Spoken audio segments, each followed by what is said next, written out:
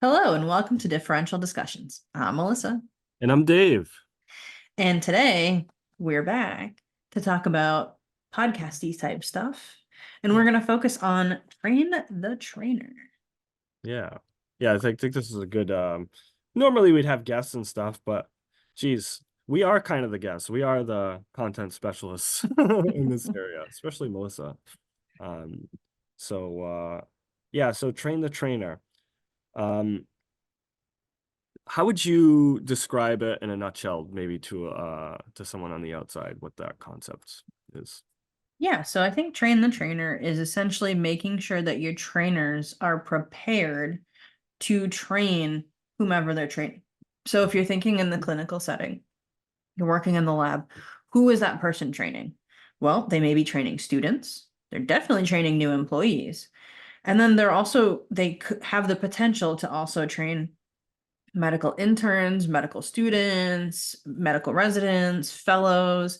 So a lot of different people. And if you make sure that your trainers at the bench are prepared to train any of those, right? It's a different audience, so you have to know what your audience is and what you're training. But if your laboratory scientists are prepared and they know exactly the material that they're supposed to be teaching, they're sure, it's easier for them to teach that material. So train the trainers, making sure that your trainers are adequately prepared to train. Yeah. I think what I've experienced in laboratories over the years is varying levels of expertise and dare I say competency? Geez, I don't really want to go there because in an ideal situation, every lab you go into has a baseline level of competency and standard of care. But I think we can all see that there's variability there, right?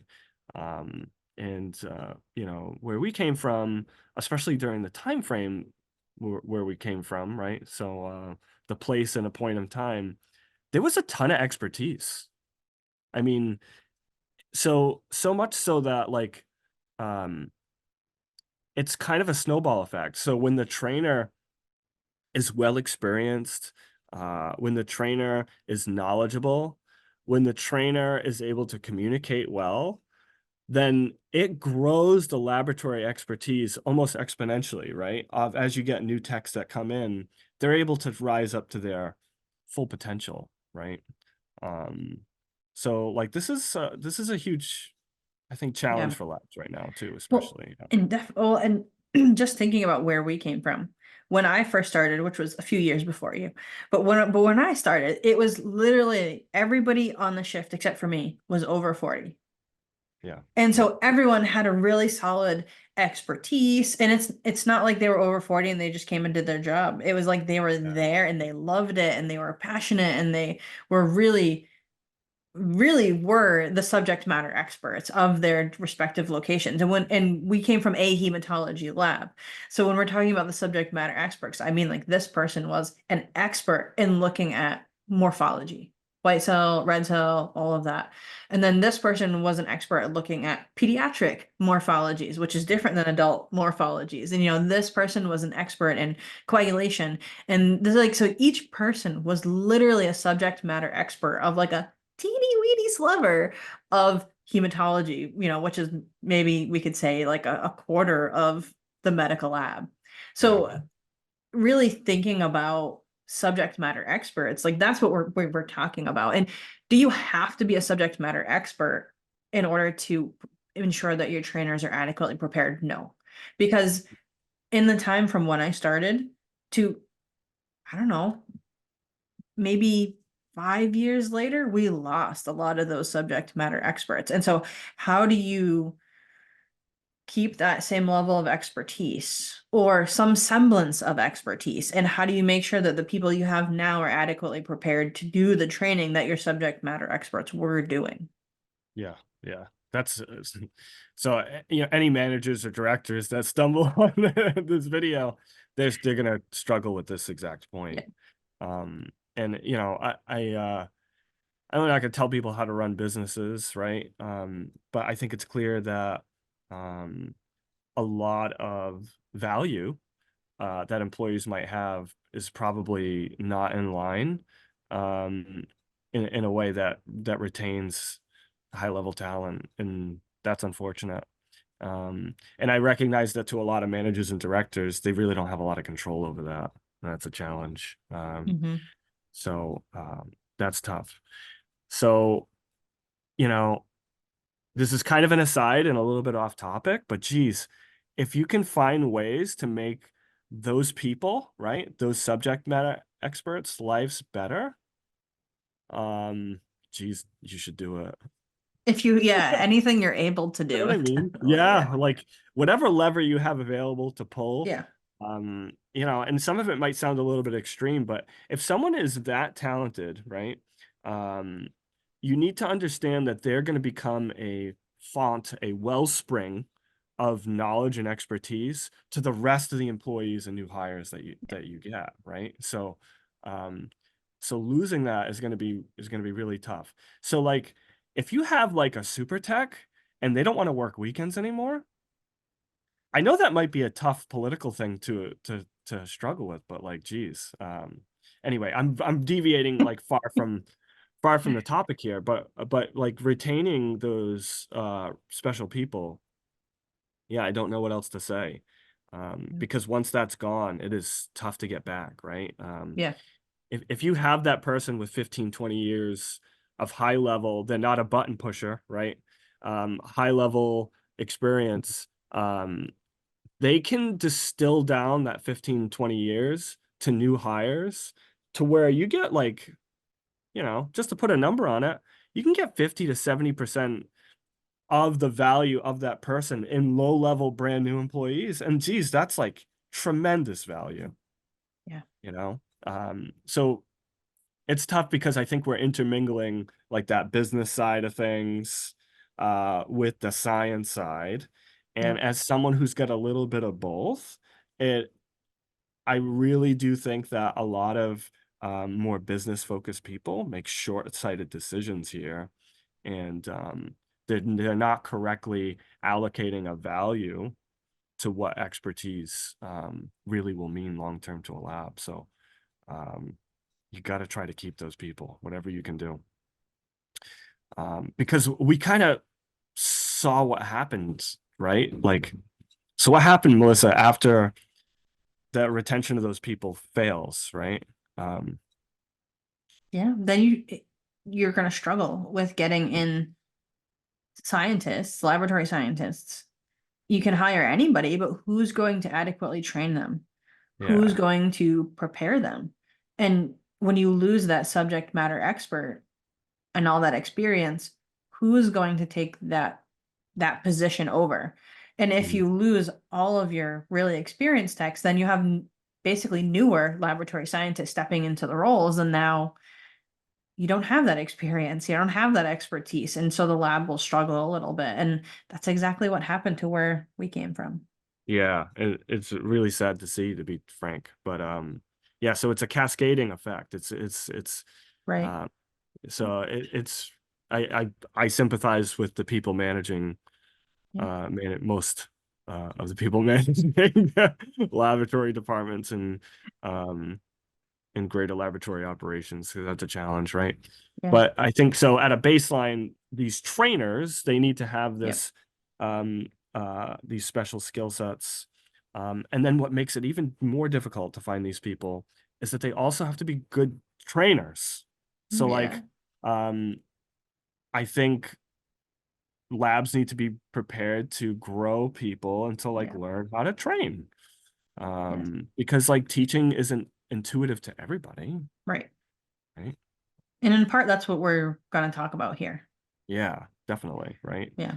So as a base, I think the candidate to be a trainer should have good communication skills, right?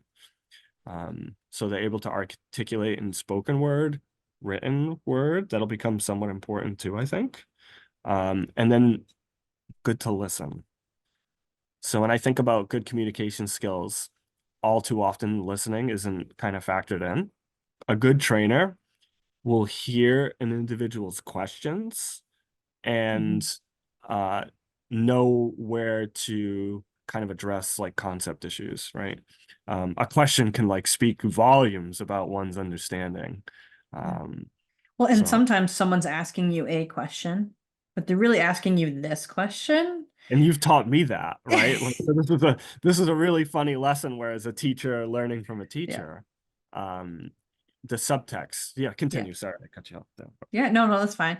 But that's a big thing. And Mhm. not only students, but any trainee that you're training is going to have the same thing where they're going to ask you a question.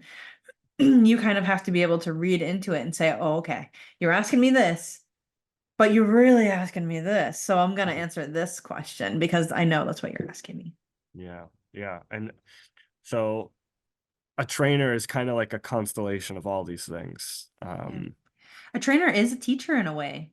Yeah, You're not absolutely. teaching in a classroom or on Zoom or online, but you're in front of somebody and you're training them, you're teaching them how to do something. So a lot of the same skills are necessary. Now, do you need to know how to grade and all of that? No, not really, but like you need to know how, excuse me, to show somebody how to do something.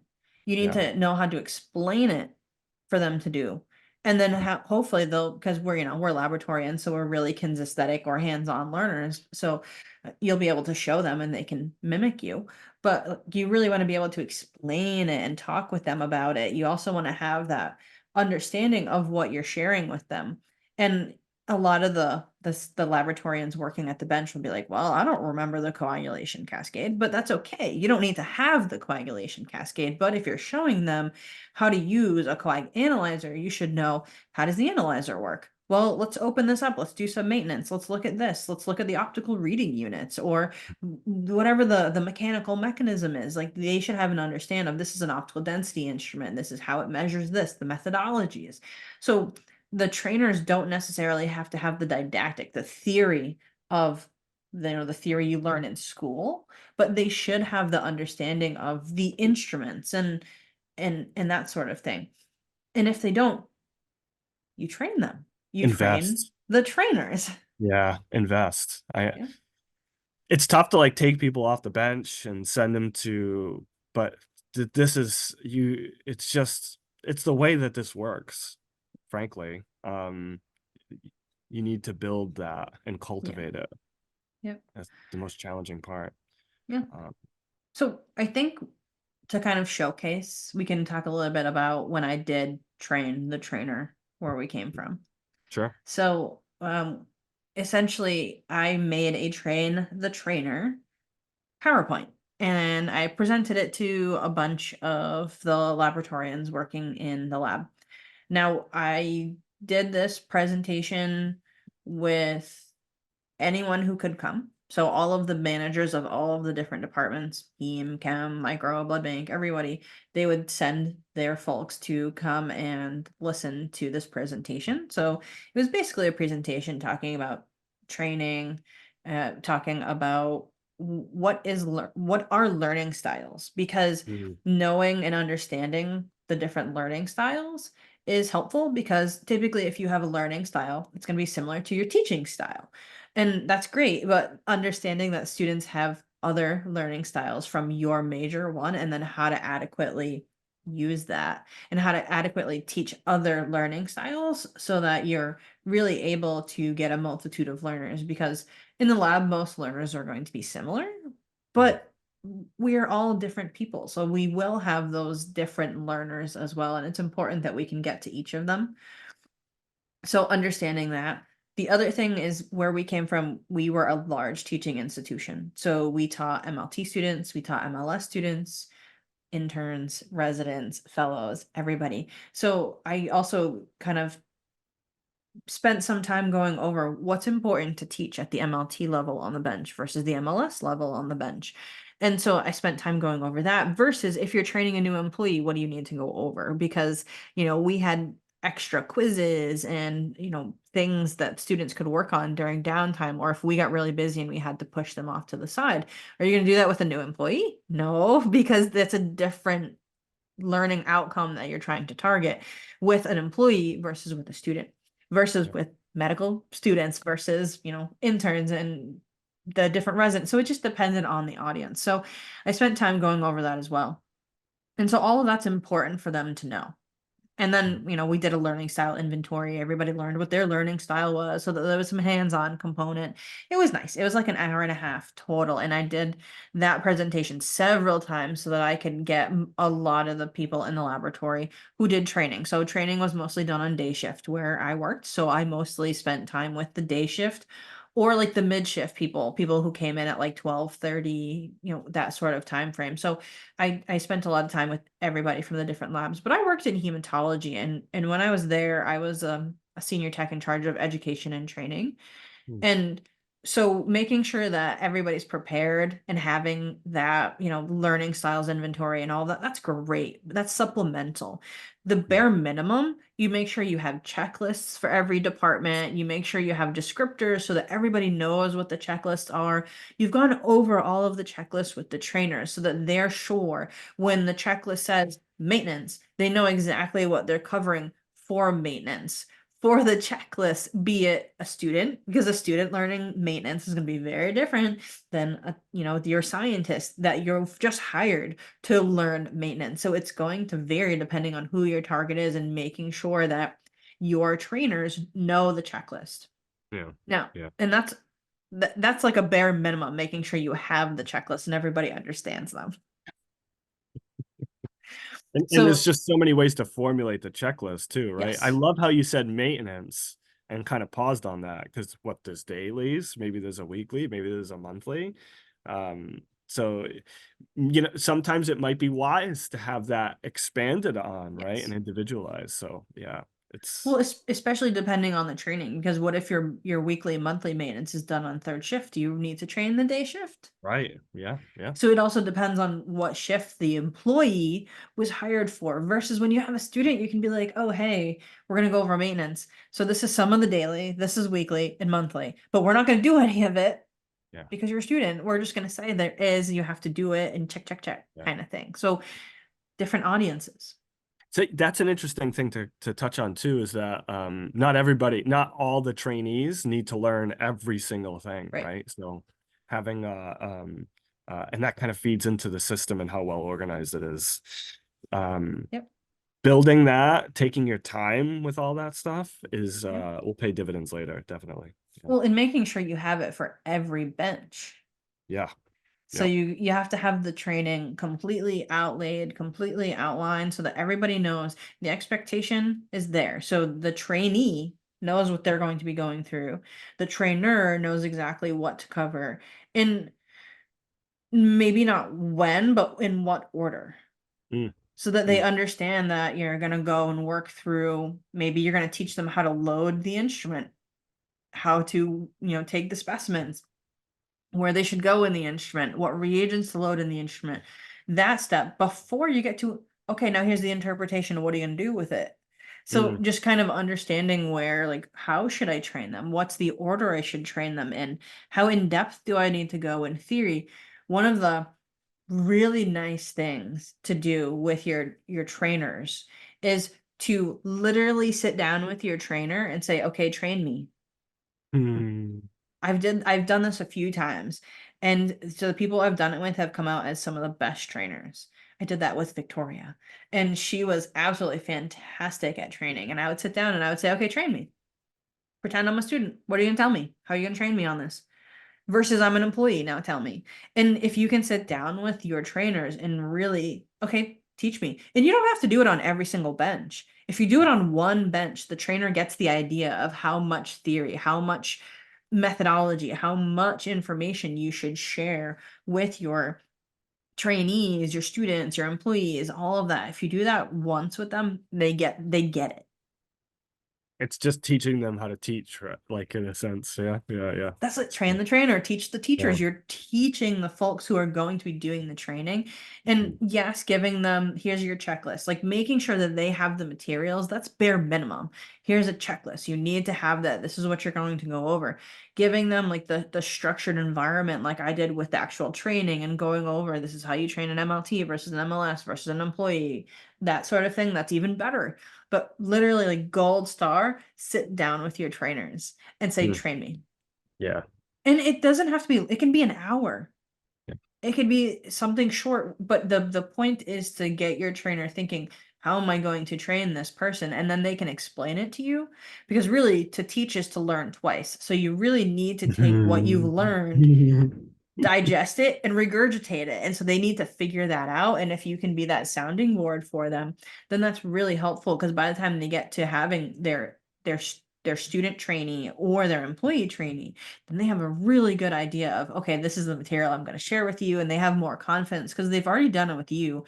And honestly, a lot of times that's more intimidating than doing it with I their did. trainee. So I was about to say that can be one of the tough parts about it too, is that you don't want it to ever be framed in a way where they feel like they're being graded, right? So I think in a setting like this with professionals, you want to do everything you can from the way you approach the meeting and the back and forth, so that it's not like they feel free to Yep. make mistakes, to like to mess up, and that's okay, right? Yep. Um, I like to say that I am not afraid of micro failure. I'm more afraid of like big, like obviously big Yeah. failures, but small failures, like people need to be empowered to flub and like say something wrong, or you know what I mean, and Yeah. become corrected, and like that's okay, like that's totally, Yep. you know, part of the process.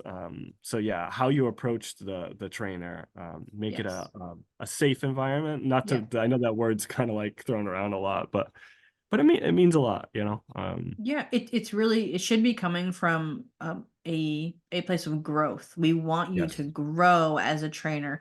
We want you to be effective. We want you to be the best trainer that you can be. I mean, think about, eventually I want you to be able to take over my position, and then you train Right. everybody how to do the trainers kind of thing. Yep. So if you really frame it in an educational Mhm. perspective, then it's usually really well taken. Yeah, and build people up, you know. Yes. um I was amazed at how well people kind of received, you know, if you just like great job and just be like really positive in a lot of the reinforcement. That stuff's huge, because Yes. if someone's going to be a trainer, they have to feel confident before they can effectively teach. I think that that's mostly that. I don't know if, what you think, Melissa, but you know, Oh, the whole train the trainer is about building up the person's confidence and making sure yeah. they know what they're doing. Because Mhm. how often are, okay, you're trained on a bench. Good. Go work. Go do your job.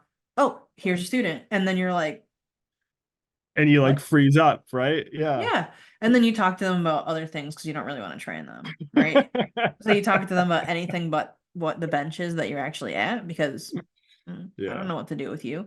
I don't remember theory. That's yeah, okay. You don't yeah. need to remember, but you know what you're doing at the bench. And so you should be able to share that. You don't want the student to sit there and read procedures the whole time. They should read procedures, but you don't, the whole time, you don't want them to read the procedures. You want them to interact. You want them to do the work. You want them to load the instrument. You want them to, if you're doing maintenance, do the maintenance. Like you want them to have a good experience. The better the experience with the students, the more likely they are to accept a job at your institution. Yeah, yep, And I think absolutely. where we were, I think a third of all the students that rotated through accepted jobs. Yep, So assuming there was an open job, a third of students would accept jobs because they had a good experience. And in particular, it was in a couple of lab sections. And they would always get hired into those lab sections. One, because there was space available, but in the other labs, even if there was space available, students weren't going to them because the experience wasn't as positive. yep, Not that it was a bad experience, it's just they were left alone, or they were reading procedures, or they weren't as involved, or the trainers were not as thorough. So they just had a better experience when the trainers were adequately prepared. And so really making sure that your trainers are prepared gives students a better experience, and then they want to work in your lab, which, let's be honest, we all need people in the labs. recruitment is should be huge. Yes. It's, I know it's on the top of everybody's list right now. Yep. And you know, like money and bonuses only go so far when there's a Yes. fixed pool of people that you're pulling from. So Yep. these little things, they matter. Yeah. We're emotional beings. Humans are emotional beings. So these things matter. Absolutely. I mean, I can remember when I was a student, I could have basically worked in this lab section or that lab section. Yeah. And I had a better experience overall in this lab section. So I wanted to work in this section. And so I took the job in this section, even though both sections had an opening. Yeah, yeah. Yep. So it really does make a difference when your trainers are good because the Hmm. students remember them. Yeah, agreed. So we see, and just to touch on too, for we see this model being used in industry in general. So like if you buy a new analyzer, almost certainly they're going to ask you for key operators, or they'll have their lingo, whatever word terminology they want to use. And they're going to train 2 or 3 people, soup to nuts, super in depth, right?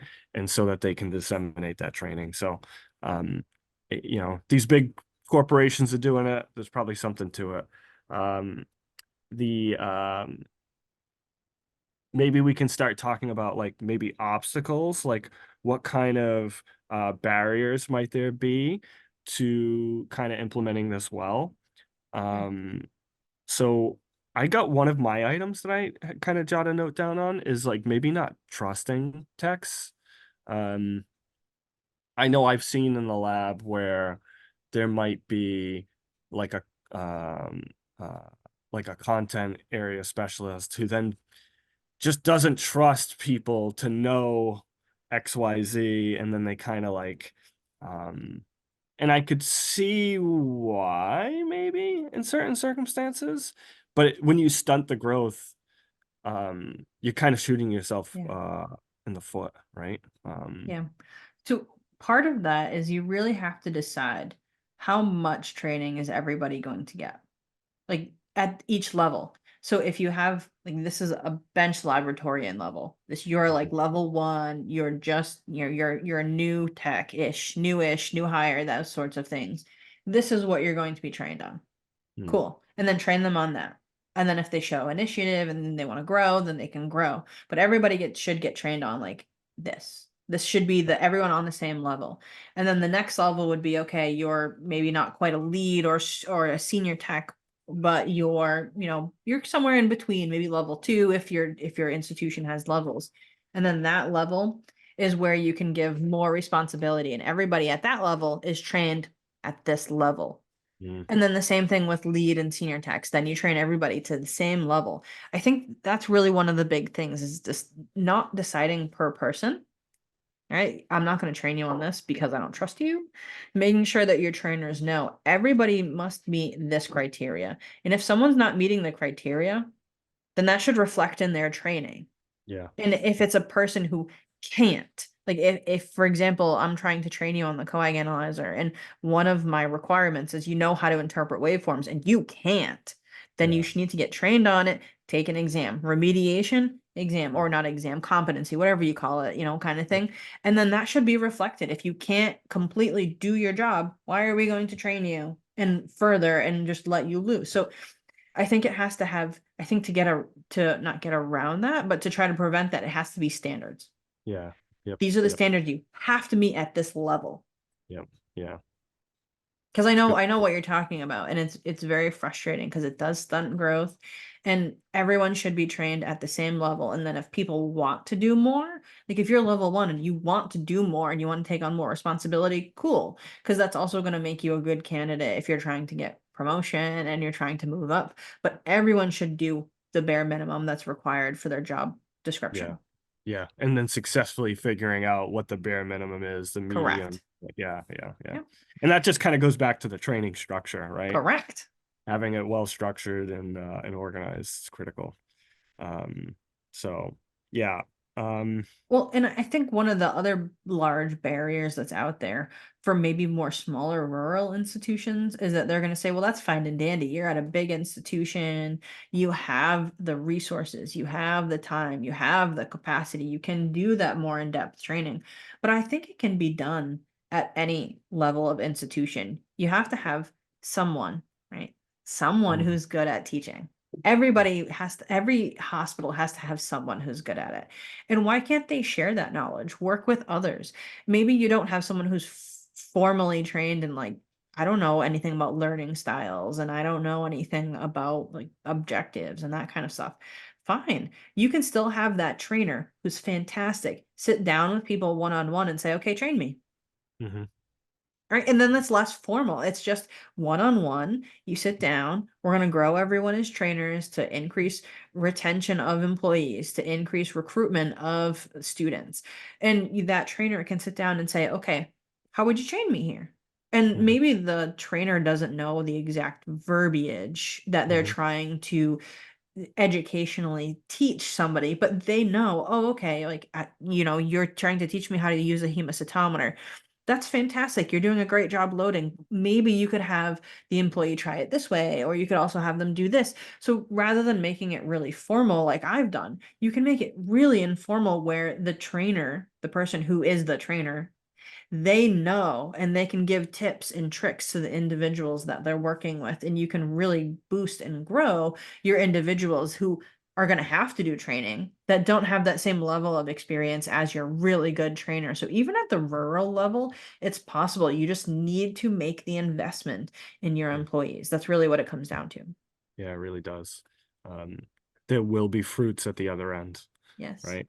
So, and it's kind of painful to like take someone off the bench to do this stuff and to lose some tech time to that. But I don't know that there's another way. Like if we knew like a quick cheat fix, geez, I'd love to title this video like, Cheat 5 ways codes. to get easy expert like, you know what I mean? It's just this kind of building expertise in the lab just stems from doing Takes all these time. things well and building it over Yeah. time. Yeah. Yeah. So you have to So get your laboratorians well trained, right? So making sure you have checklists, you have expectations outlined for everyone who's you knew who you hire. So they come mm, in, they know the expectations. The trainers know the expectations, right? That should be a bare minimum sort of thing.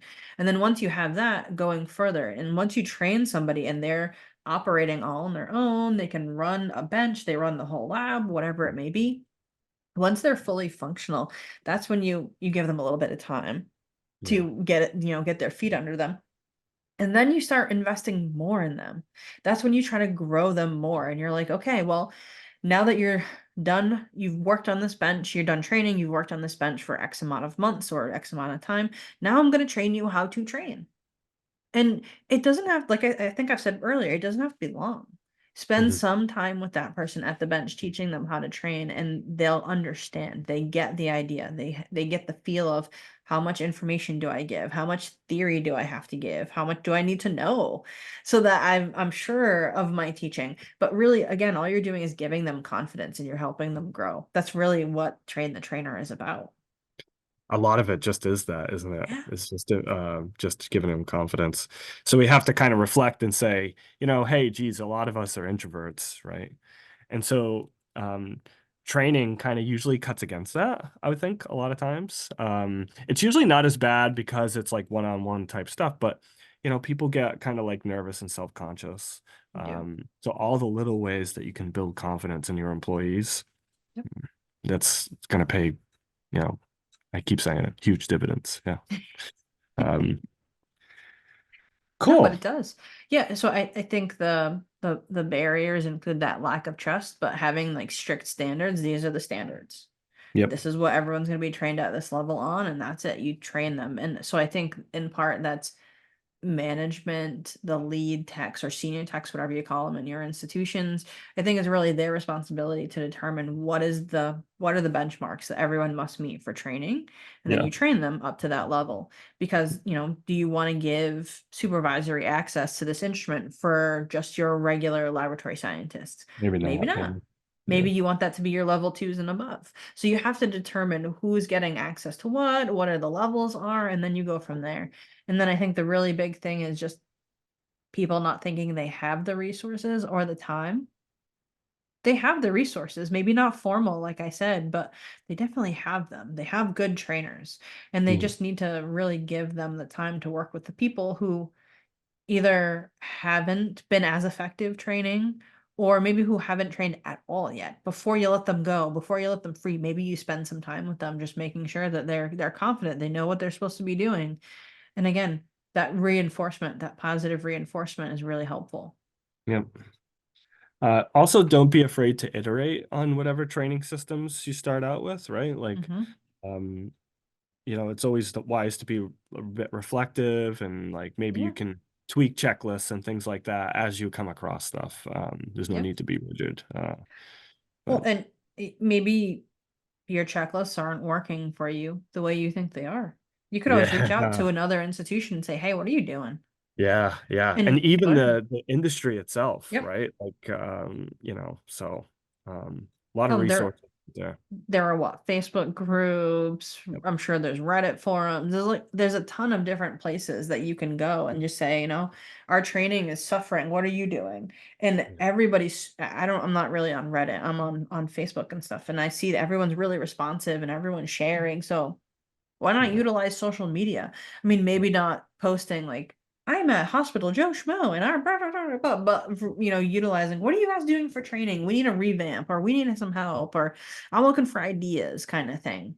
Just Yep. kind of spinning it in a positive light. Absolutely. Yeah.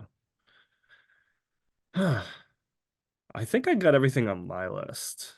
Yeah, I think That's we've covered everything. everything that we wanted to cover for Train the Trainers. Yeah. So, for those of you that might have questions or maybe want us to like expand on things, Yep. feel free to leave comments and feedback. We might be able to do like a follow-up or something like that. But this is a really, really important topic, right? I mean, especially the more short-handed you get, the more of a squeeze there is in talent, the more that this stuff I think kind of should come to the forefront. Very, very important. So I'm glad we put some dedicated some time to it. It's all Melissa's idea. All the good ideas come from Melissa. Almost. Almost. Almost. Cool. All right. Well, Well, thanks for listening. yeah, thanks for your time.